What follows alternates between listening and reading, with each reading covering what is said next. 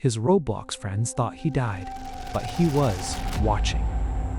You know what is actually terrifying? It is not ghosts, it is not monsters.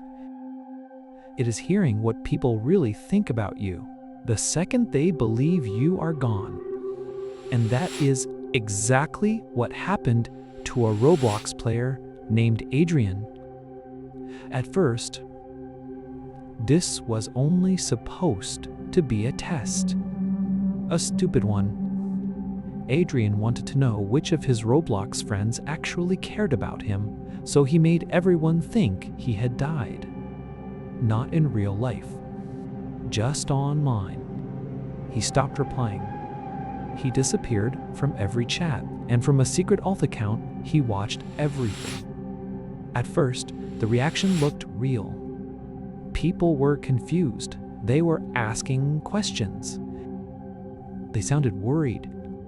For a moment, Adrian thought maybe he had been wrong. Maybe they really did care. But 3 nights later, his main Roblox account suddenly came online, and Adrian knew one thing for sure. He was not the one using it. Adrian was 14, quiet at school, mostly ignored, and far more comfortable online than in real life. But inside Roblox, things felt different. He had a group. He had people to talk to. He felt like he mattered there. And the person he trusted most was a boy named Mason. Mason was funny, loud, confident, and easy to like. Adrian looked up to him almost immediately. That was his first mistake, because little by little, things started changing. The group would already be in games without him. He would join voice chat, and everyone would suddenly go quiet. Mason would say he would wait and then start without him anyway. Whenever Adrian asked about it, they always had an excuse. "Oh, we thought you were busy. You took too long. You're overthinking it." And maybe he was, at first. But once you start feeling left out, every little thing feels sharp. Every pause, every ignored message, every joke you do not understand. Then one night, Adrian saw something he was never supposed to see. Mason was streaming his screen in a Discord call. Adrian joined late, and for a few seconds, another chat window was visible. Smaller, private, and Adrian was not in it. The second Mason noticed, he switched tabs. Fast. Too fast. Nobody explained it. Nobody mentioned it. But Adrian had already seen enough. That night, he barely slept. By the next day, he had made up his mind. If he disappeared, he would finally see who was real.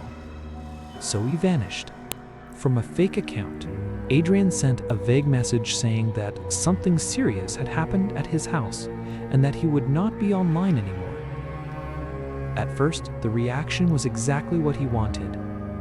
The group chat blew up. Wait, what happened? Is this real? Did anyone talk to him? For a moment, Adrian almost felt relieved. But then Mason sent a message that made Adrian sit up straight. "I think something serious happened." His cousin messaged me too. That part was a lie. Adrian had never mentioned a cousin. He had not told Mason that. He had not told anyone that. So why did Mason say it? That was the first moment Adrian felt something colder than guilt. He felt uneasy. Still, he kept watching. At first, the group acted sad. Someone changed their status to "Rip Adrian." Someone else said he was quiet but cool.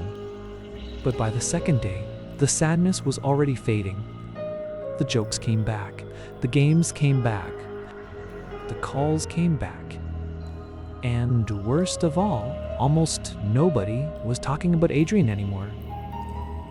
Like he had already been replaced. That hurt him more than he expected. So on the third night, Adrian joined one of their Bloxburg servers from his alt account. He did not join to play. He joined to listen. He wanted to hear what they would say when they thought he was truly gone. And what he heard was worse than he expected. One person laughed and said, "Not gonna lie, the group feels less awkward now." Another one said, "Yeah." He was always too attached. Then Mason spoke. And what Mason said hurt more than anything else. I tried to be nice to him, but he acted like we were all he had. A few people laughed after that. And that was the worst part, because it was true. For a long time, they really had been all Adrian had. He was about to leave the server, but then the voice chat went quiet. One of the players whispered, "Guys?" Another one said, "Why is Adrian here?" Adrian frowned. He was already in the server on the alt account. Then he looked at the player list, and his blood ran cold. His main account had joined the server, not the alt. His real account, the one he had logged out of 3 days earlier. At first, Adrian thought it had to be a bug. But then he looked closer. Same username, same avatar, same clothes, same face. Standing upstairs inside the Bloxburg house. Not moving. Just watching. One of the girls in voice chat said, "That's not funny." Mason said, "Who logged into his account?" Adrian was already trying to log in himself. Wrong password. He typed it again. Wrong password. Now his hands were shaking. Meanwhile, the others were slowly walking upstairs toward Adrian's room. The door was open. That door was never open. The lights were off. That room had never been dark before. Someone asked, "Was it always like this?" Nobody answered. Because in the dark, Adrian's avatar moved. Just one step. Slowly, the voice chat exploded. "What the... Bro. Stop. Kick him." And then Adrian's account typed something in the game chat. "You wanted me gone." Adrian froze, because he was not typing that. He was still locked out. Then another message appeared. "Now, you can talk freely." Mason said Adrian's name out loud, quietly, like he was scared of hearing an answer. "Adrian?"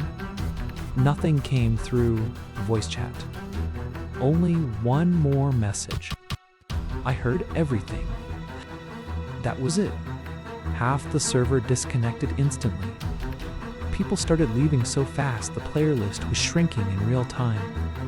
But Mason stayed. And Adrian, from the alt account, stayed too. Then Mason whispered, "Whoever is doing this, stop." Adrian's avatar slowly turned to face him. Through Mason's microphone, under all the static and heavy breathing, there was a laugh. Low, short, wrong, and close enough to Adrian's real laugh to make his whole body go cold. Mason disconnected immediately. The server went nearly empty after that. Only Adrian's alt remained, and his main account. Still standing there in the dark. Still online. Still not moving. Then one final message appeared. Now he knows too. And the account disconnected. Gone. When Adrian finally got back into the account, the room looked normal again. The lights were on. The walls looked the same. Nothing looked wrong. At least, almost nothing. On the floor, near the bed, was a small sign object. It had not been there before. Adrian clicked on it. Written on it were 5 words. Now you know who didn't. The next day, the group chat exploded. Was that you? What happened to your account? Mason says he heard your voice. But Adrian did not explain anything. After what he had heard, after what he had seen, and after what they said when they thought he was gone, he no longer cared enough to explain. He sent one final message. I heard what all of you said. Don't message me again. Then he left the group, blocked them, and never came back. To this day, Adrian still does not know what happened that night. The sign had no build log, and no one ever admitted placing it there.